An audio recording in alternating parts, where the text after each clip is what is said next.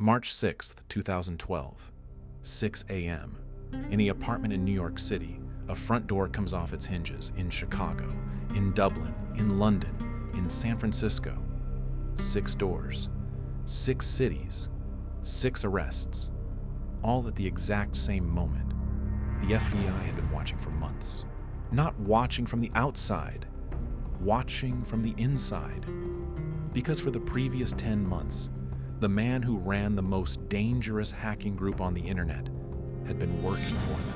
In the spring of 2011, a group of hackers decided they wanted to cause problems. Not for money, not for a government, not for any ideology in particular. They wanted to cause problems because they could. They called themselves LulzSec. 6 core members, scattered across 3 countries, communicating through encrypted IRC channels. Combined age, under 150 years. Combined damage, hundreds of millions of dollars. In the space of 50 days, they hacked Sony, PBS, the CIA, the U.S. Senate, an FBI affiliate, an Arizona law enforcement database, an NHS contractor, a British newspaper. They weren't subtle about it. Every hack came with a press release, a mocking statement, a link to the stolen data posted publicly for anyone to download. They had a phone number. They had a Twitter account with 300,000 followers. They live-streamed themselves hacking. The FBI, Interpol, Scotland Yard, and the Australian Federal Police were all watching, and none of them could find them.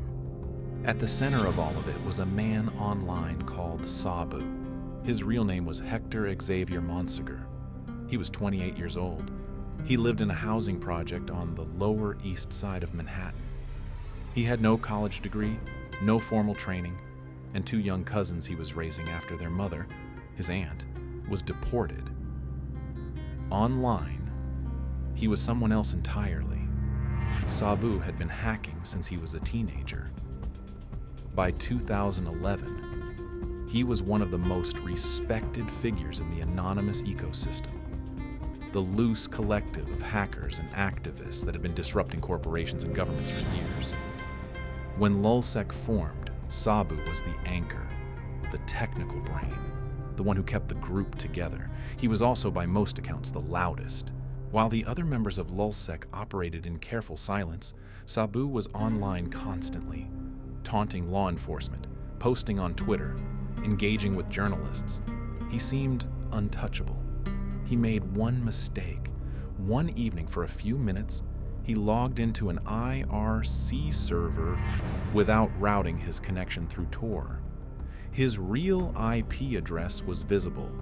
It resolved to a specific apartment in a specific building on a specific street in New York City. The FBI had been waiting for exactly that. June 7th, 2011, late evening, FBI agents knocked on Hector Monsegur's door. He was home. He had 2 kids sleeping in the next room. They told him what they had: the IP logs, the chat records, the evidence connecting him to dozens of intrusions across multiple countries.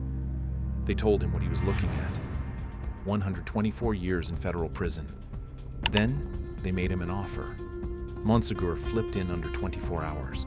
The terms: cooperate fully, identify every member of LulzSec and anonymous he could, hand over access to everything, and continue operating as Sabu without any of his associates knowing. In exchange, no immediate arrest, time to prepare his family, and a sentencing recommendation that reflected his cooperation. He agreed. The FBI set up monitoring software on his computer. Every message he sent, every conversation he had, every file he touched, all of it flowing directly to federal agents in real time. And then Sabu went back online. For the next 10 months, Hector Monsegur lived 2 lives simultaneously. To LulzSec, to Anonymous, to the hundreds of hackers who trusted him. He was still Sabu, still leading operations, still the most connected figure in the underground. To the FBI, he was their most valuable asset in years. Every name he gave them was a real person. Every piece of information, locations, chat handles, real identities, fed directly into active federal investigations across 3 continents. Jake Davis, London, 18 years old, known online as Topiary.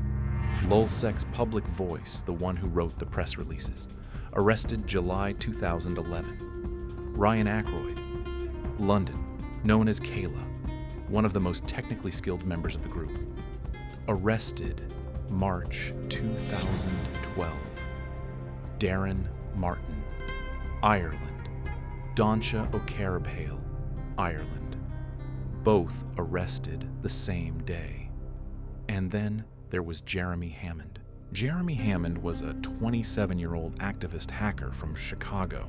He had already served 2 years in federal prison for hacking a conservative political organization. He was on probation.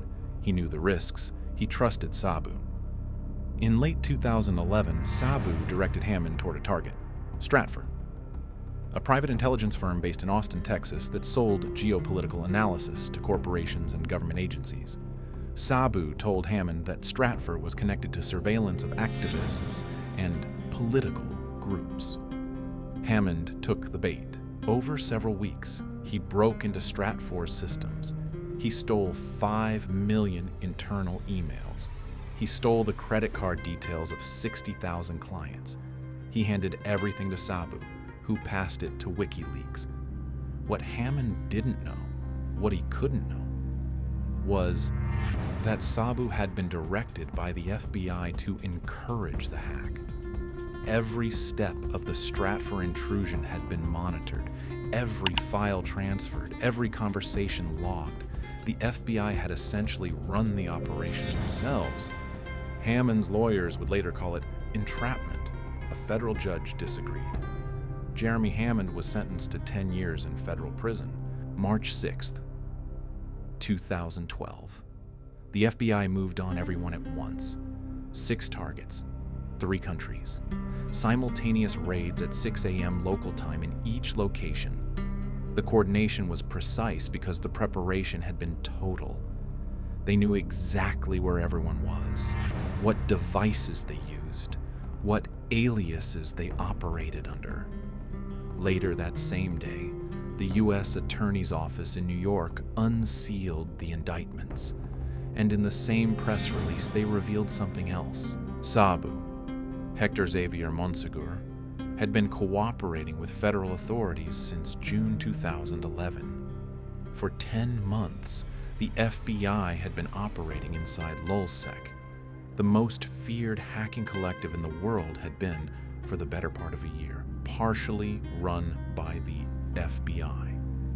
The reaction in the hacking community was immediate. Traitor, rat, fed.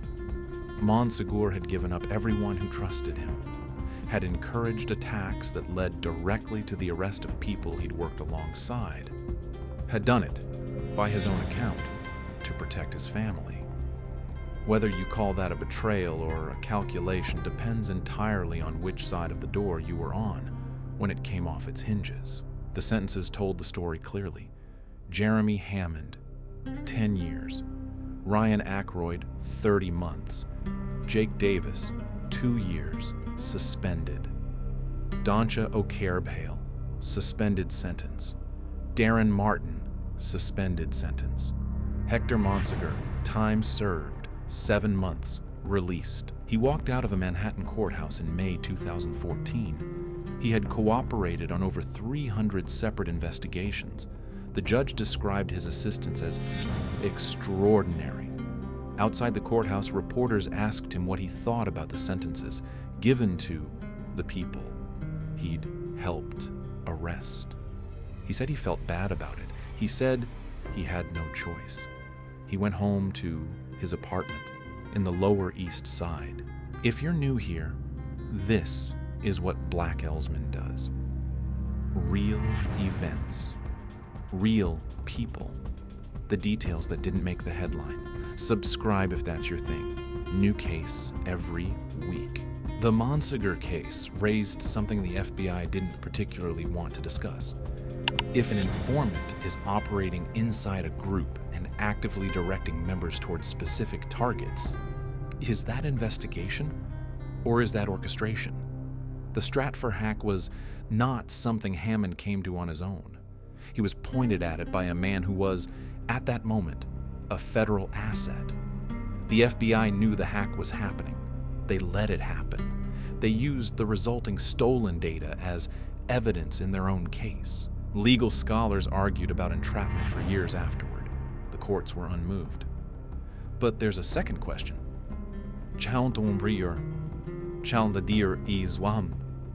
One that nobody in federal law enforcement was asked under oath. How many other operations ran the same way?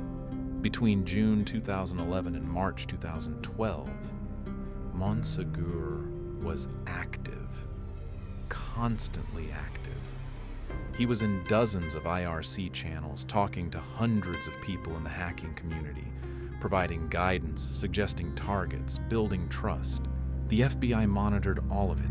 How much of what happened during those 10 months was a hacking group operating independently, and how much of it was the FBI's hand on the wheel? That answer has never been made fully public. Hector Monsegur still lives in New York. He's done interviews. He's spoken at security conferences. He has, at various points, described himself as a changed man.